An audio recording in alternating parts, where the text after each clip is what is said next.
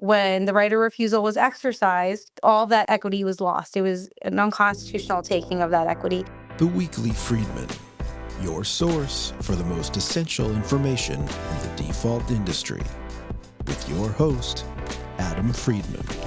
The Mercer County Chancery Division recently issued a significant order stating that the CWPP's right of second refusal was unconstitutional. This case, which was titled Atlantic County Sheriff and Joseph Donahue v. the State of New Jersey, was a consolidated docket.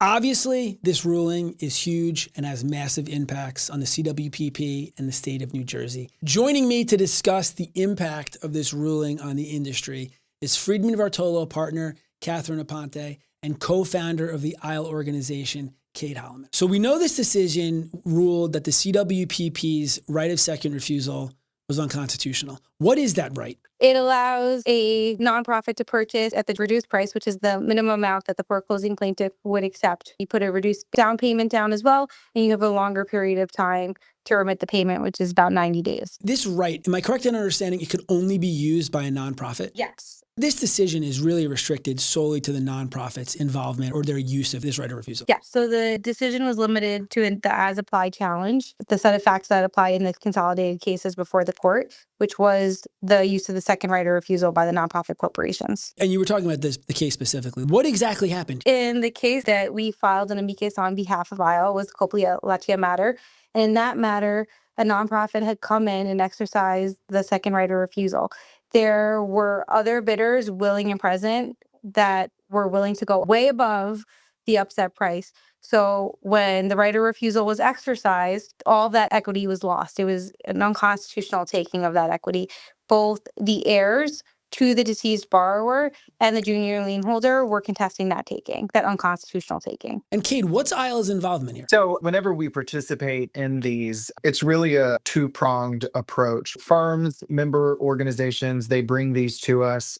They are the jurisdictional experts, for lack of a better word. I know some bar rules don't let you call yourselves experts, but for lack of a better phrase, you're the jurisdictional experts. You are the boots on the ground. You know what's happening. You know the direct implications of if something like this were to happen and the impact that it would have on the industry at large and your clients in particular. And so our involvement is when a firm like Friedman Vartolo brings something like this to us.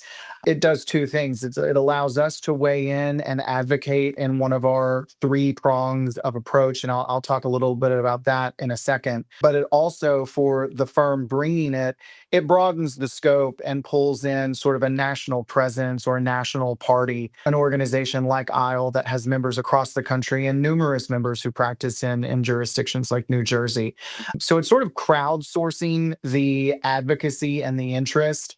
I don't say that because I definitely don't want to dilute the work here, because when you have an effective brief, there are certainly multiple parties looking at it, weighing in and contributing, but you've got to have one firm who really knows the issue and who will do the heavy lifting of drafting that brief in the first place.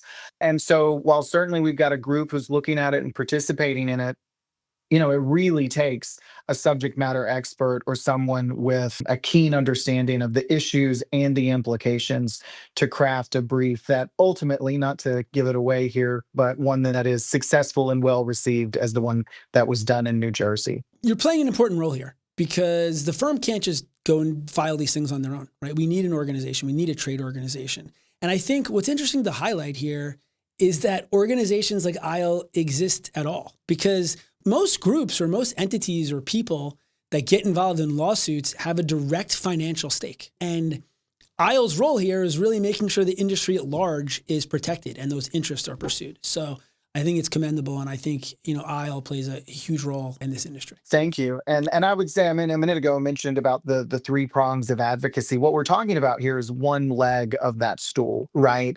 When an organization like ISLE and on behalf of its members wants to advocate, you've got three key avenues right there.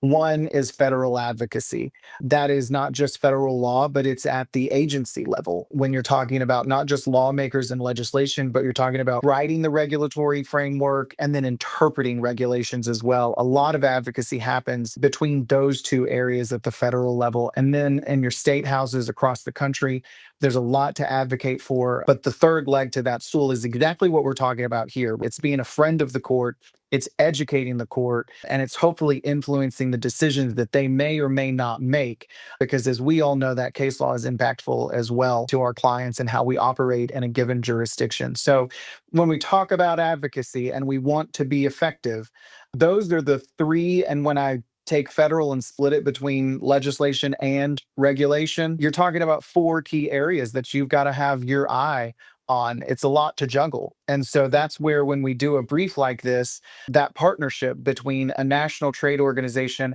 and a firm that really understands the local issues, that's where that partnership becomes such a critical and value add to the industry at large. Let's get back to not the case, but where we are now. There are two rights of refusal.